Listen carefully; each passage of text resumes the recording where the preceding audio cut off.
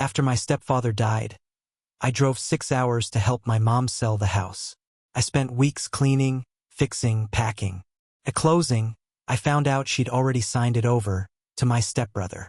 "You're not legally my son," she said coldly. "You should have known your place." I took the last box to my car, and inside it was a set of photos I was never supposed to see. I'm not sure if I'll ever get over what my mom did to me. It still keeps me up at night. I replay the conversations, the fake smiles, the way she hugged me while I scraped mold off her basement walls. And I think, did she know then? Was the plan already made? Anyway, here's what happened. My name's Jake. I'm 38, live in Omaha now. HVAC guy. Got my own place, nothing fancy, just a quiet life. I grew up in Des Moines. My real dad died when I was 5. Lung cancer. Quick and brutal. My mom, Mary, remarried about 2 years later to a guy named Hank. He had a son my age, Dean. We weren't close. Not then, not ever. Hank was the kind of man who believed in his blood. He provided, sure, but there was always a difference. He'd give Dean the new jacket and me the old one. Dean got to go to summer camp. I mowed lawns. Mom knew it too. She'd try to even it out behind Hank's back, slip me $20 when she could, let me stay up late when Dean couldn't, but she never challenged him. She was afraid of losing her new life, I guess. After high school, I got out fast. Trade school in Omaha. I'd come back for Christmas, sometimes Thanksgiving. Dean and I stayed polite, but we weren't friends. Hank got sick 2 years ago. Pancreatic cancer. My mom called, crying. Dean didn't do much. Said he couldn't take time off. I took a week unpaid and drove down. Helped with hospital visits. Changed bedding. Picked up meds. When Hank finally passed last spring, I came right away. Mom was a wreck. I felt sorry for her. I thought we turned a corner. That she saw who'd actually been there. That it meant something. A week later, she called again. "I can't do this alone, Jake," she said. "There's so much to fix. The roof's leaking. The paperwork's a mess. Can you come back?" I took off work again. Drove the 6 hours. Showed up at the old house with a suitcase and a thermos of gas station coffee. The place was worse than I remembered. Hank had let it rot in his last year. Gutters half ripped off, dead vines everywhere, foundation cracked. The basement smelled like mildew and motor oil.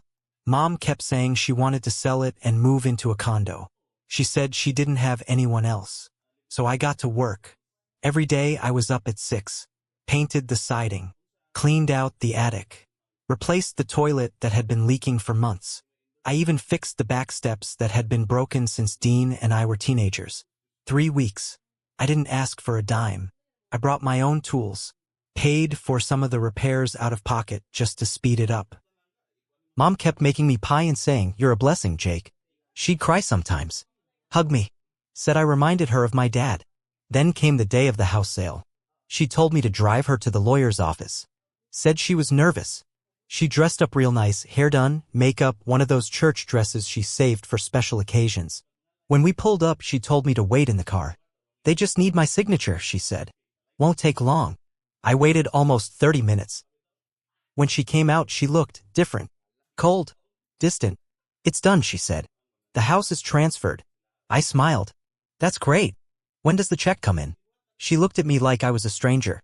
"There's no check," she said. I thought maybe she meant she hadn't gotten it yet. I asked again. And that's when she said it.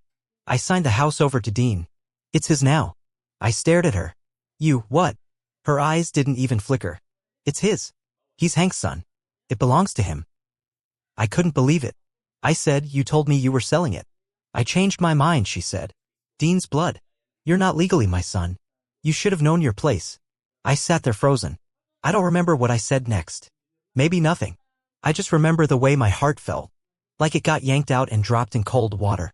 She got out of the car. Didn't even look back. I drove straight back to the house. Packed the last box I had in the garage. Just some leftover tools, screws, old papers. I was numb. But when I opened the box to fit in a drill set, I saw something I didn't recognize. A manila envelope. Taped shut, dusty. No label. I opened it. Inside were photos. Dozens of them. Some were black and white, old. Others more recent. My mom. Hank. And someone else. A man I didn't know. But he looked like me. Same nose. Same eyes. Same goddamn face. In one photo, Mom and this man were at a motel. Laughing. She was young. Too young. It was dated 6 months before I was born. In another, she was holding me as a baby. The man was beside her. Then a court document. Folded up, water damaged. Paternity test. 99.99% match. It wasn't my dad. It wasn't Hank either. It was this man. The envelope also had a letter, never sent. Addressed to Michael. I read it. My mom said she couldn't be with him because she needed stability. That she was going to marry Hank, who didn't know. She told him not to come back. So all these years, Hank wasn't even my stepdad. He was just a cover. And Mom knew. She always knew. I stared at the photos for a long time. My hands were shaking. Everything I thought I knew about my life. Gone. My mom had lied. My whole damn life she lied. She let Hank treat me like dirt, knowing I wasn't his. She stood there while I got less, while Dean got more. She let me believe I was lucky to have a roof over my head. All that time, she was protecting her own secret. And now she just tossed me aside like garbage. I spent that night in my truck, parked outside the old Walmart by the highway. I didn't call anyone, didn't eat. I just stared at that envelope, over and over, trying to understand what kind of person could do that to their own son. By morning, I made a decision. I wasn't going to let this go. First, I made copies of everything in the envelope, every photo, every document. I kept the originals in a fireproof lockbox I brought back to Omaha. Then I started digging. I found the name on the court document. Michael Redford. He lived in Cedar Rapids back in the 80s. I tracked down a phone number, wasn't hard with today's tools. I called it. A woman answered. She sounded older.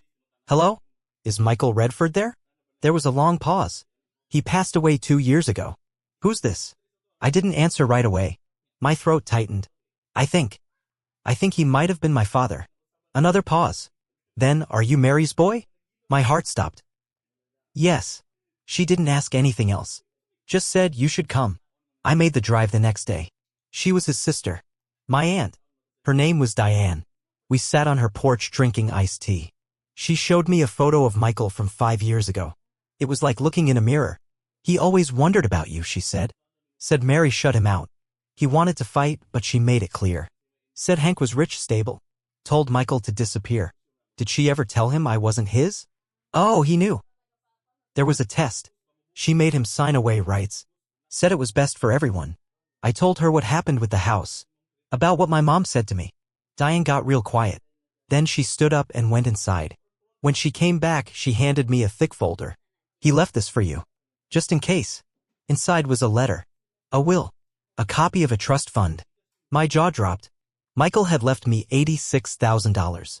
It had been sitting there, untouched, in a bank account Diane managed. He said if you ever came looking, it was yours. I broke down on that porch. Diane just sat beside me and let me cry. For the first time in my life, someone had chosen me. After that, everything changed. I didn't need anything from my mom or Dean. But I wasn't done either. I had one more thing to do. I went back to Omaha and sat on the money for a bit. I didn't touch a cent. I was still furious, but it wasn't the kind of anger you scream about. It was the kind that sits in your chest like wet cement. Heavy. Quiet. Cold. Mom hadn't called once since the day she told me I should have known my place. No check-in. No apology. Nothing. But about 3 weeks later, I got a call from an unknown number. It was Dean. You left some of your crap in the garage, he said, voice sharp. Mom wants it gone. I paused. You mean the garage in the house I spent 3 weeks fixing while she lied to my face? He didn't answer right away. Then he laughed. Look, man, I don't know what fantasy you were living in, but this was always my house. You were just the spare. Click. I sat there, gripping my phone. Something inside me shifted. That's when I knew what I had to do. Dean worked for a mid-sized general contractor in Des Moines. I looked into his company, small enough not to have an HR department, big enough to have a public bidding history. And I found something interesting. One of the houses he'd recently finished was under a federal energy rebate program. That meant inspection reports were public. I pulled them up. Turns out Dean had cut corners. He'd signed off on insulation that wasn't actually installed. There were 3 separate properties with incomplete documentation and falsified energy certifications. He was getting government rebates for work that hadn't been done. I printed everything. Made a quiet call to the Department of Energy Fraud Division. Sent the documents, including his own signature. Didn't even leave my name. Within 2 weeks, the company was under investigation. Dean was suspended while they sorted things out. Mom must have found out because that's when she called me. I almost didn't pick up, but I wanted to hear what lie she'd go with this time. Jake, she said, Dean's in trouble. I know we've had our differences, but if you know anything, our differences. I cut in.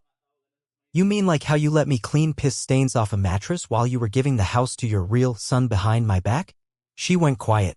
I found the envelope, I said. The photos. The letter. I know everything. Silence. Then, that wasn't meant for you. I laughed.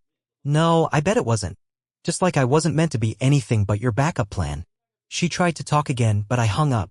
That night, I mailed copies of the photos and the court documents to her condo. No note. No return address. Just truth. Let her sit with it. A week later, Diane called. She said someone had left a voicemail on her landline, my mom. Crying.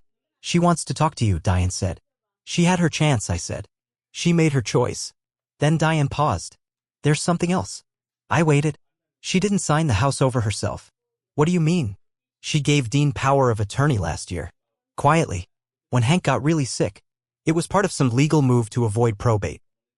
She let him sign on her behalf. That hit different. So you're saying Dean signed the house to himself? Yes. With her approval, but she didn't do it. He pushed for it. I realized then Dean hadn't just manipulated my mom. He played her. Just like she had played my father. And maybe she was starting to realize it. But I didn't feel bad for her. Not yet. She threw me away. Now it was her turn to feel forgotten. I could have walked away. I had the truth. I had the money. I had proof I wasn't crazy, that I wasn't nothing like they made me feel. But something in me still wasn't finished. It wasn't just about getting even with Dean or making my mom feel the pain she'd buried all those years. It was about making sure they couldn't lie their way out. Not to me. Not to anyone. I went back to Des Moines one last time. I didn't call ahead. I just drove to the house, my childhood home. I parked across the street and waited. Dean came out around noon carrying a trash bag. Still driving the same beat-up Dodge truck Hank gave him. I watched as he dumped the bag into the bin, lit a cigarette, and sat on the porch like a king on his throne. I walked up. He squinted at me. The hell are you doing here? Just wanted to see it one last time, I said. You know, the house I made livable. He smirked. You didn't own it. No, I said. But I bled for it. Can't say the same for you. He stood up. You need to go. I looked him in the eye. Calm. Measured. They're investigating you, I said. The rebates. The fraud. You're going to lose that job, Dean. And when you do, you'll lose this house too. His face dropped. You did that, he said, stepping closer. I didn't fake the documents, I said. You did that all on your own. He lunged at me. I didn't move. Let him shove me. I fell back onto the porch steps. He stood over me, fists clenched. That's when the neighbor across the street, Mr. Shelton, came outside. You boys all right? He called out. Dean stepped back. His hands shook. Get off my property, he said. I smiled. You're real good at stealing, I said. Not so good at covering your tracks. I stood up and walked away. I didn't hear from him again after that. A month later, Diane called me again.